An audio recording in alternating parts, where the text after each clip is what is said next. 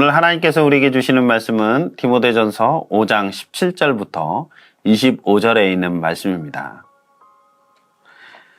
잘 다스리는 장로들은 두 배로 존경을 받아야 합니다. 특히 말씀을 전파하는 일과 가르치는 일에 수고하는 장로들은 더욱 그러하여야 합니다. 성경에 이르기를 타작마당에서 나다를 밟아 떠는 소의 입에 망을 씌우지 말라 하였고 일꾼이 자기 삭슬 받는 것은 마땅하다 하였습니다. 장로에 대한 고발은 두 사람이나 세 사람의 증인이 없이는 받아들이지 마십시오. 죄를 짓는 사람은 모든 사람 앞에서 꾸짖어서 나머지 사람들도 두려워하게 하십시오. 하나님과 그리스도 예수와 택하심을 받은 천사들 앞에서 내가 엄숙히 명령합니다. 그대는 편견 없이 이것들을 지키고 어떤 일이든지 공평하게 처리하십시오. 아무에게나 경솔하게 안수하지 마십시오. 남의 죄에 끼어들지 말고 자기를 깨끗하게 지키십시오. 이제부터는 물만 마시지 말고 위장과 잦은 병을 생각해서 포도주를 조금씩 쓰십시오. 어떤 사람들의 죄는 명백해서 재판을 받기 전에 먼저 드러나고 어떤 사람들의 죄는 나중에야 드러납니다. 이와 마찬가지로 착한 행실도 드러나기 마련이고 드러나지 않는 것도 언제까지나 감추어져 있지는 못합니다. 오늘 우리는 바울의 영적 아들이자 목회적 후배인 디모데에게 바울이 전하는 말씀을 통해서 건강한 교회를 어떻게 세워나갈 수 있는가에 대해서 함께 고민해 보려고 합니다. 교회는 단순한 모임이 아닙니다. 하나님의 백성들이 부르심을 따라 모인 거룩한 공동체입니다. 그리고 이 공동체는 하나님의 말씀과 그 뜻에 따라 서로를 존중하며 질서 있게 세워져야 건강한 공동체로서의 모습을 갖춰나갈 수 있을 것입니다. 바울은 디모데에게 목회자로서 교회를 어떻게 섬겨야 하는지에 대해서 자세히 권면하고 있습니다. 하지만 이 권면은 단지 목회자만을 위한 지침이 아니라 모든 성도들이 함께 읽고 지켜야 할 교회의 공동체의 기준이 될 것입니다. 교회는 존중과 질서 위에 세워져야 한다는 이 원칙은 오늘날 우리 교회가 건강하게 세워지기를 위한 중요한 기준과 지혜가 될 것입니다. 본문 17절부터 살펴보도록 하겠습니다. 17절에 잘 다스리는 장로들은 두 배로 존중을 받아야 한다라고 말하고 있습니다. 특별히 말씀을 전파하는 일과 가르치는 일에 수고하는 장로들은 더욱 그러야 한다라고 말하고 있습니다. 여기에서 장로는 단순히 나이 많은 어른을 뜻하는 것이 아니라 교회에서 말씀과 기도로 섬기며 성도들을 돌보는 영적 지도자들을 가리킵니다. 당시 장로라 하면 가르치는 장로로서의 목사와 다스리는 장로로서 장로를 모두 포함한 개념이었습니다. 즉 목회자들을 포함한 교회 리더들을 의미했던 것이죠. 바울은 디모데에게 이러한 지도자들은 두 배의 존경을 받을 자격이 있다라고 말하고 있습니다. 왜냐하면 그들은 단순히 직무를 수행하는 것이 아니라 하나님께서 맡기신 말씀과 교훈의 사역, 영혼을 돌보고 교회를 다스리는 사역을 감당하기 때문입니다. 이것은 단순히 지도자들에게 어떤 특권을 주고 지도자들에게 무조건적으로 권위에 복종하라는 것이 아닙니다. 오히려 교회가 하나님의 질서를 따르는 공동체가 되기 위해 서로의 역할을 인정하고 격려하고 또한 존중하라는 가르침인 것입니다. 특별히 교회 안에서 리더십에 대한 존중은 매우 중요합니다. 영적인 지도자는 능력의 완벽함이 아니라 하나님의 부르심에 의해 세워진 존재이기 때문에 그들을 향한 존중은 곧 하나님께 대한 존중의 표현이 되기도 합니다. 이어서 18절에 일꾼이 자기 삭슬 받는 것은 마땅하다라고 말하고 있습니다.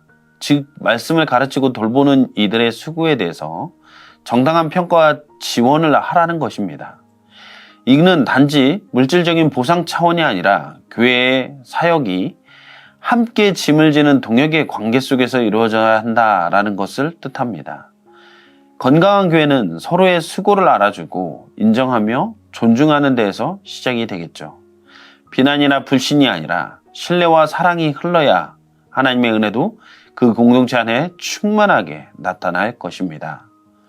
목회자들의 재정적 문제나 탈선 문제가 이슈가 되고 있는 현대 상황 가운데서 어쩌면 이 부분이 민감하게 들릴 수도 있는 부분이기도 하지만 목회자가 하나님께서 맡겨주신 사역에 충성되게 헌신하고 교회가 그러한 목회자를 신뢰하고 존중할 때 교회는 아름답고 건강하게 세워져 갈 수 있을 것입니다.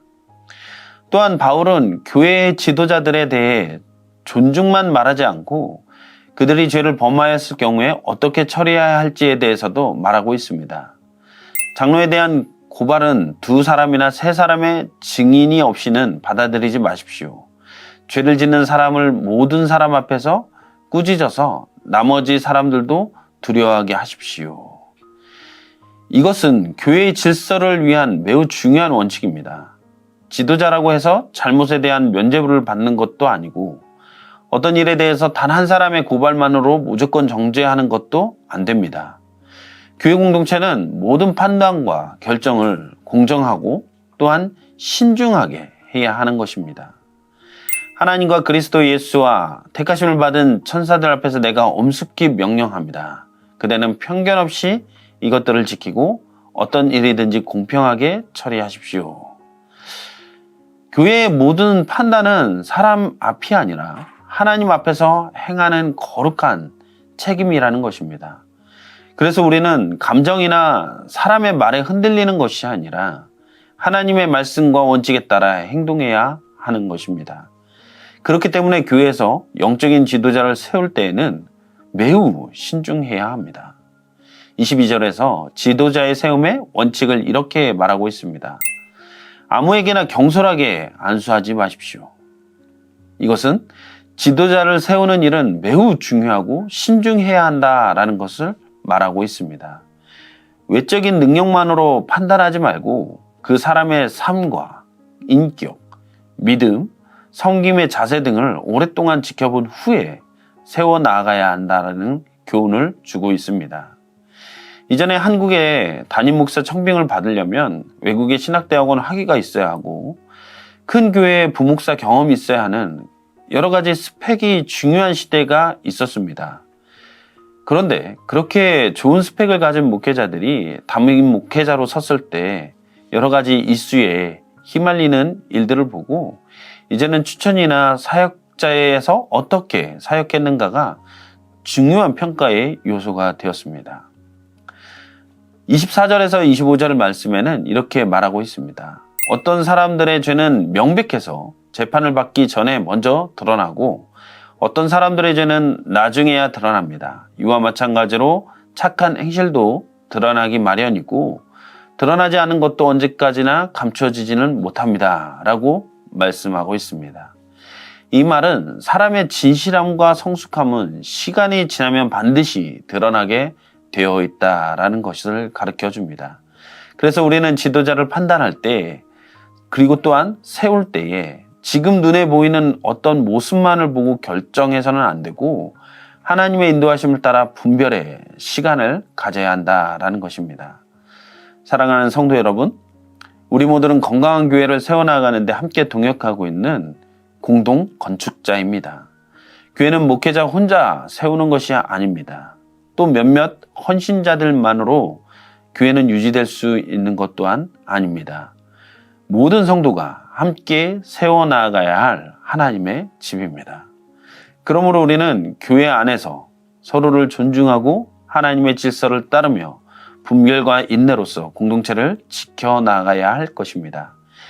이것이 거룩한 공동체를 세우는 지혜이고 건강한 교회를 함께 세워나가는 길이 될 것입니다.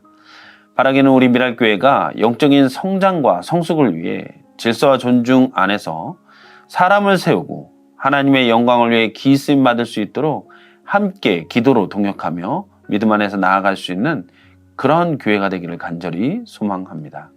기도하시겠습니다. 사랑의 주님, 너무나도 감사합니다. 교회 안에서 영적인 지도자를 세울 때 또 우리가 질서와 존중 안에서 바르고 건강한 리더십을 세워나가야 함을 우리가 보게 되었습니다. 또한 이런 세운 과정 가운데 우리 모든 성도들의 한마음과 또 함께 기도로 세워 나아가야 함을 우리가 보게 됩니다. 우리 안에 질서와 존중 안에서 정말 건강한 미랄교회 공동체가 될 수 있도록 주님 인도하여 주시옵시고, 한 사람 한 사람이 세워질 때마다 하나님의 영광과 또한 교회 공동체의 건강함이 날마다 나타나는 귀하고 복된 우리 미랄교회가 될 수 있도록 주님 인도하여 주시옵소서. 오늘을 사는 우리 모든 성도님들의 삶 가운데도 동일하게 주님께서 함께하여 주시고 날마다 주님의 은혜로 사는 우리 모두가 되기를 간절히 소망하오며, 이 모든 말씀을 우리 주 예수 그리스도의 이름으로 기도했습니다. 아멘.